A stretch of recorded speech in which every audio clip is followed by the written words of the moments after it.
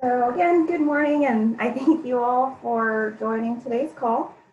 We've got a lot of information, so my part of today's call is going to be fairly short. I know a lot of you are here to hear about our training with the new guidance for enrollments and attendance, and we will get to that. But before we do have some updates that we need to address. So in regards to the wave rollover, that's still an ongoing thing. We are still on track to complete our rollover to the 2021 school year today. We will be sending out an email through our normal Gov delivery. So if you don't get those, please utilize our chat and let us know what a good email address for you would be, and we'll get you subscribed so you don't miss any future newsletters. Those work similarly to the Engage OK newsletters. We don't send out as many as that one does, but whenever we do have pretty relevant information to get out to you guys that we aren't putting or may not be putting on the Waves homepage, we'll use that email address to get information out to you all quickly.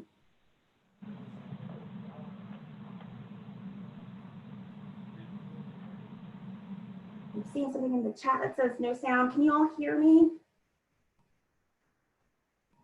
Perfect. Okay. I can, yeah. Thank you. All right, so I'll keep going. As we are requesting for data, please make sure that you're taking a look at your Title I statuses.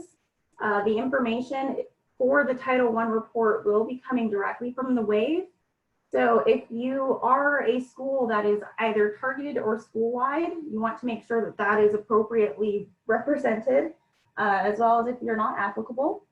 And if you are a school that is targeted, you'll want to make double sure that you're marking your students as being either yes or no for Title I services. We will be taking that information and populating the Title I report that opens later on in the school year, but getting that taken care of earlier in the years usually more beneficial than waiting until the report opens. We'll keep reminding you all of this and keeping an eye out on those updated Title I statuses coming from federal programs as those are solidified. So with validations, we will be covering some new changes coming for the next school year next week. So that if that is a part of your job, please make sure that you're on next week's call or that you take a look at the reporting for next week. We'll also be going over the reporting requirements document. There will be a little bit of a layout change from those of you who are familiar with the old PDFs that have been going out for years.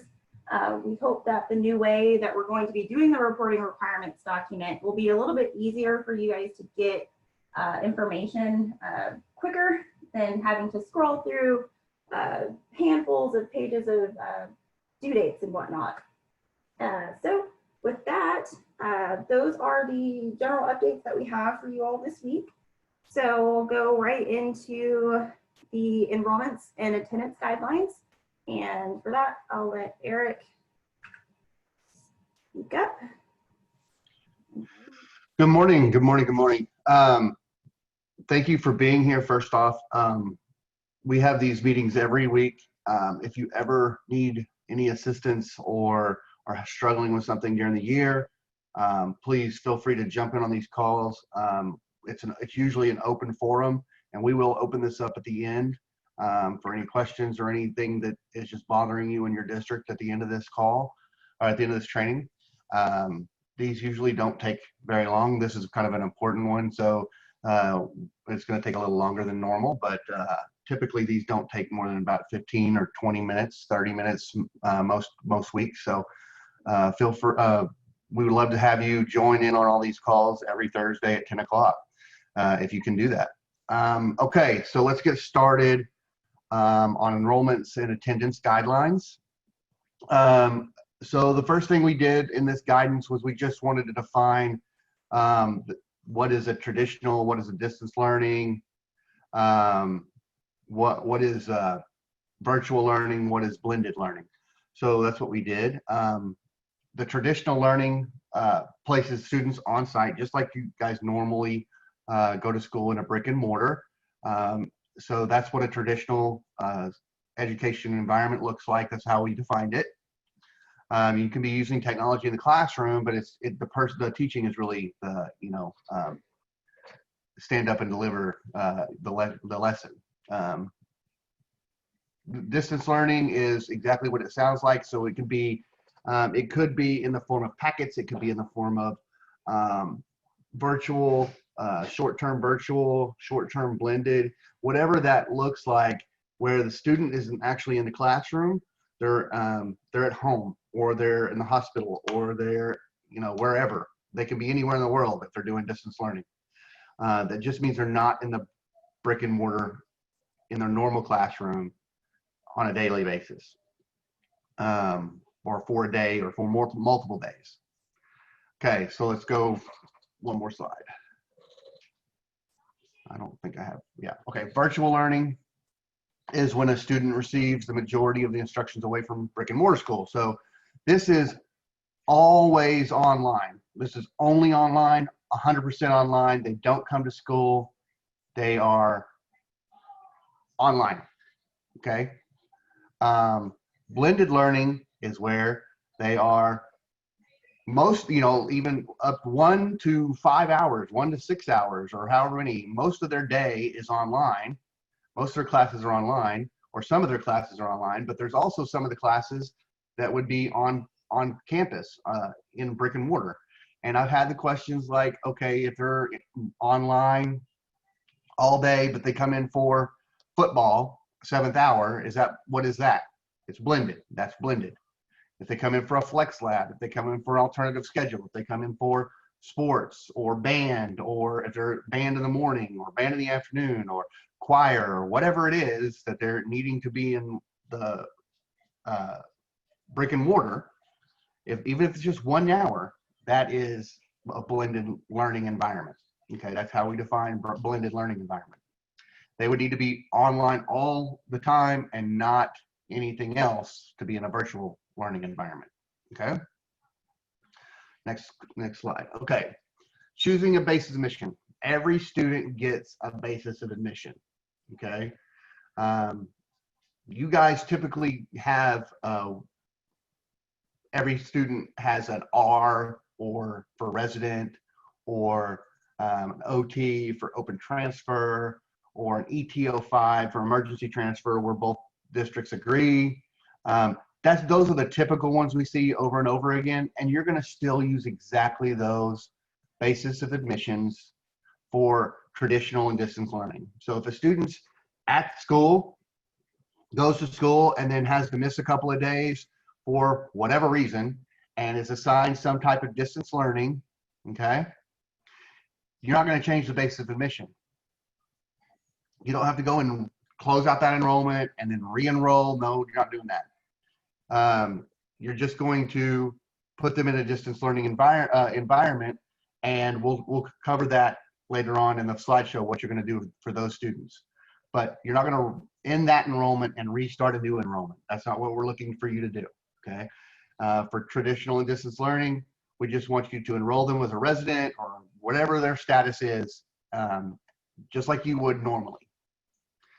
However, if they're in a virtual learning, that, like I said earlier, 100% online, that's what they do. 100% of their time is online or some type of distance learning, okay? In that case, we want you to use the RV off, virtual off-campus enrollment, okay? It doesn't matter if the students transfer, they transferred into your district. It doesn't matter if, doesn't matter the situation. If you are educating a student, if your district is educating a student and they are in 100% virtual in a learning environment, then you're going to report them as RV off, okay? RV off, that's their basis of admission. Okay, next slide. If they are in a blended environment, it does not matter if they're a transfer, it does not matter if whatever, we're only doing one basis of admission, If they are in a blended type environment, their basis of admission is going to be RV on, which is virtual on campus. Okay. So if each student, for every student that's enrolled in your district with a blended learning education plan, part-time on, part-time off, then you will report them as with the basis mission of RV on. Next. Okay, now let's say that we have a situation like Edmond and Oklahoma City. They're doing virtual first 9 weeks. Okay. Virtual first 9 weeks. This is how you're going to report it. If you decide to have 1 day a week, let's say every Friday you're going to do virtual, or every third Wednesday of the month, every third Wednesday you're going to do virtual. You're going to track that on your calendar. Okay, so you're going to say that this day or these days or whatever it is, these days are an instructional calendar date type. They're instructional, INST, with a calendar date other code of 03. 03 just means virtual distance learning, okay, or distance virtual learning. That's all it stands for. It lets us know that it's still an instructional day, but it's not just any instructional day, it's a virtual instructional day, okay? So that when you put that in there to the state, that's going to tell me that every student in your district is doing virtual data or virtual learning day or a distance learning day. It doesn't have to be all online. No. Can it be part packet? You got some of these kids need packets, and some of these kids can do a virtual, and some of the. It doesn't matter to me how that is, as long as you're delivering instruction to all your students, virtual or distance learning method. This is how you should be doing that on one. If it's the whole school, or once the whole site, or one whole district, all the calendars should reflect this.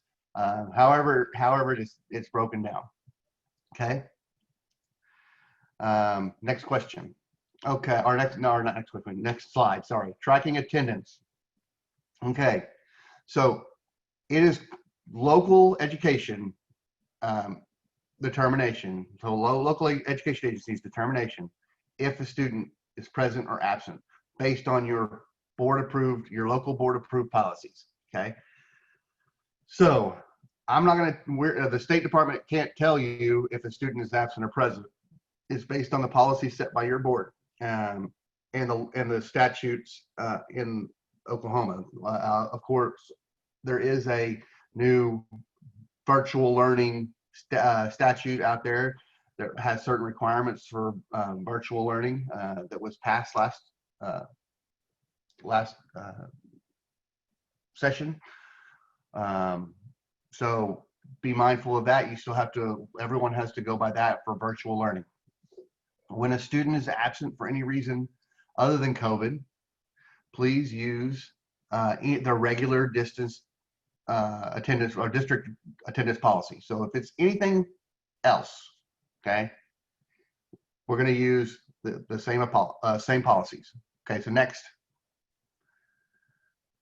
When a student is absent due to COVID and is not assigned a distance learning plan or a distance learning environment, okay, they're out because of COVID. We know that they're out because of COVID or some COVID related reason, but you're not going to have them on a distance learning plan for whatever reason that may be. Okay, this is what we want to use. This is the combination of things we want to use for that type of absence. This includes virtual. This includes blended. This includes on site. Doesn't matter if they're absent because of COVID and they're not on a distance learning environment, then you would do this. And it would count towards your, the student would still count it towards your membership, but would obviously not count towards your attendance for either the half a day or the 1 day, okay? Next.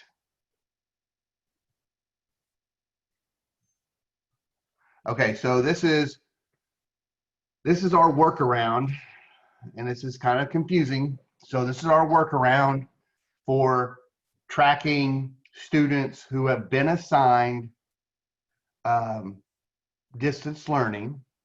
Okay, they are in a traditional type they're in a brick and mortar type of environment, and they have to be absent for an extended period of time, and they've been assigned distance learning. Okay, if they've been assigned distance learning and they were in a brick and mortar and they did meet the requirements, the local attendance policies, the local distance learning attendance policies, so they met those, then this is the code set you're going to tell. This is going to be how you tell me that they were present, but they were not in the same environment as they are usually in. So what this tells me is they are usually traditional, but they were absent from traditional, but we assigned them distance learning, and they were actually present for distance learning. So I'm going to say that again, and I'm going to try to go slow. They were in traditional learning. They're assigned traditional learning normally.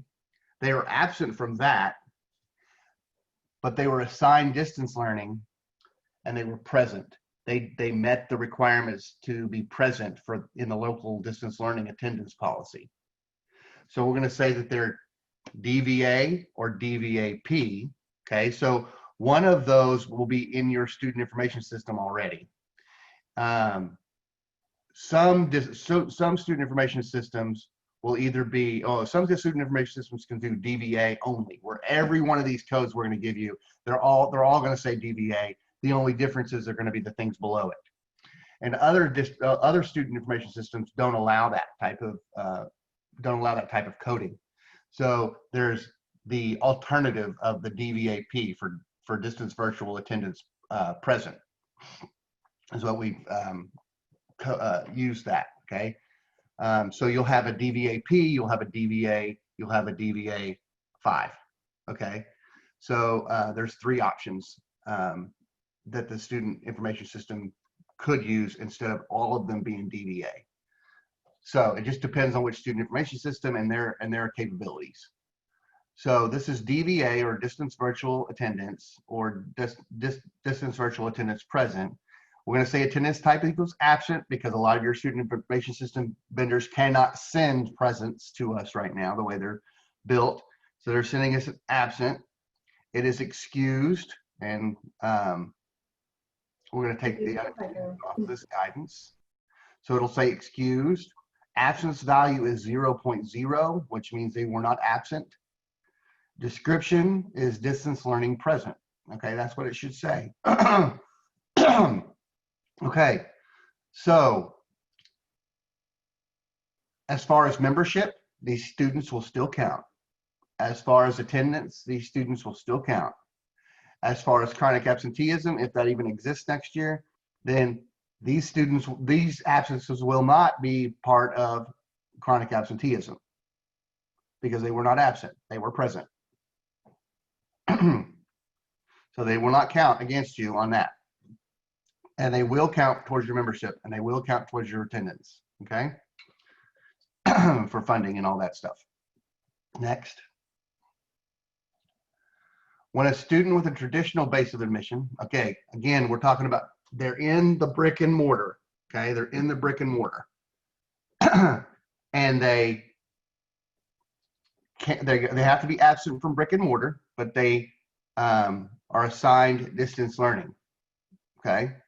But they did not meet the requirements for the local distance learning attendance policy. They didn't do anything.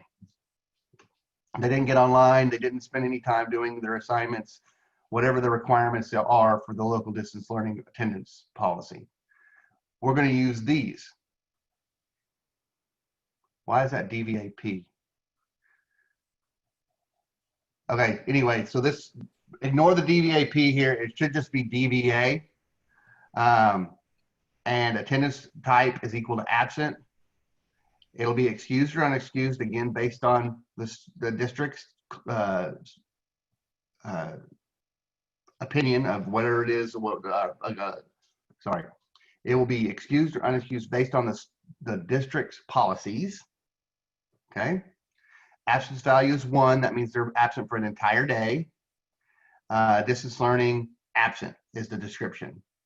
And over here is the half-day version. So you have DVA or DVA 5.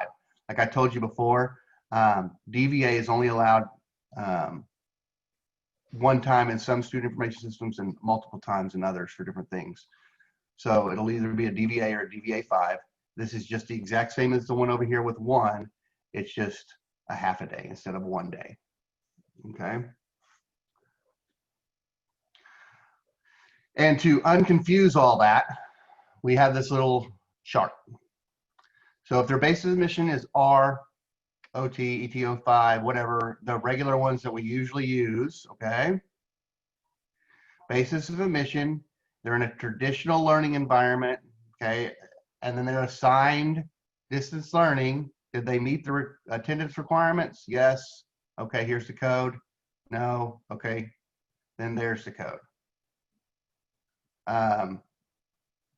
If they are traditional, okay, and they are not assigned distance learning, they're just traditional and they miss a day, then we're just going to follow the standard present procedure or the standard absent procedure. Nothing changes, okay? So if they're just on a traditional in brick and mortar, they're just there, and they miss a day and they weren't assigned distance learning, you're going to do it just like you would any other time. If they're present, you're going to do it just like you would do any other time.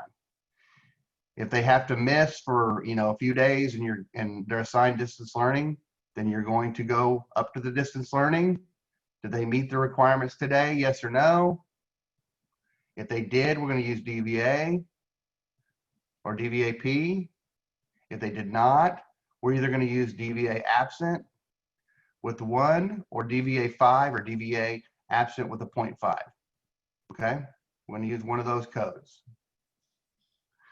If they are virtual, if their basic admission is already off and they're virtual 100%, did they meet the attendance requirements? Yes or no? Yes, they did. Standard prison procedure. No, they didn't. Standard absence procedure. This, I'm going to go over the RV on now. RV on is blended. So it's the same thing. Did they meet the requirements of attendance? Yes. Standard present procedure? No. Standard absence procedure. Okay. This is for all virtual schools out there, or for all your virtual students. It's really, really simple. Did they meet or did they not meet? And either way, they did or not, then you're just going to go through your standard present or absence procedure. The only confusing thing is if they're traditional and if they go to distance learning while they're in a traditional environment, that they need to be out for several days and we're going to put them on a distance learning plan. Okay, well, here's what you do. Okay. Next slide. I think that's it, right? So shameless plug, we will address a lot of the questions that we've got in the chat that haven't already been answered. But we do have a Microsoft Teams channel that we use to collaborate with districts. Right now, it's our office and state aid that is fielding any questions that pop up. If you're interested, we do have a link to that on the Waves homepage. If you want to sign up, it's just a Microsoft form where you'll let us know what your name and email address and school district is, and we will get you added as soon as possible. Any emails that we're sending out through our Gov delivery, any notes that we're putting up on the Wave homepage will also be posted in this Teams channel. So if emails and looking at the homepage isn't your jam, then you can use this Teams channel to communicate with us. You can also use that team to send us chats if you just have a really quick question that maybe doesn't warrant an email.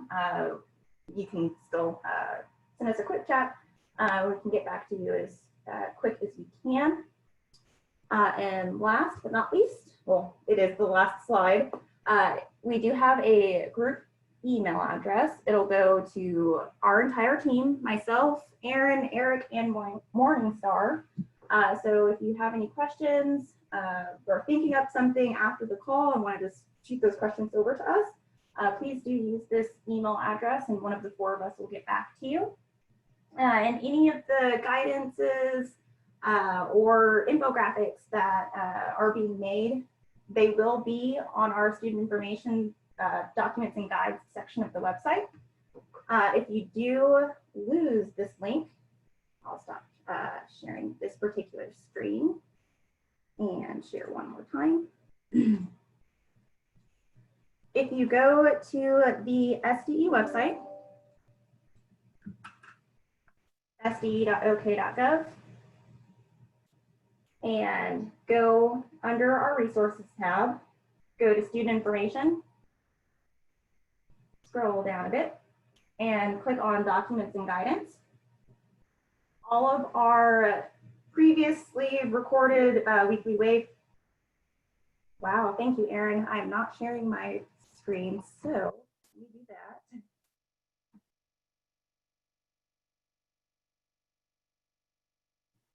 We'll backtrack.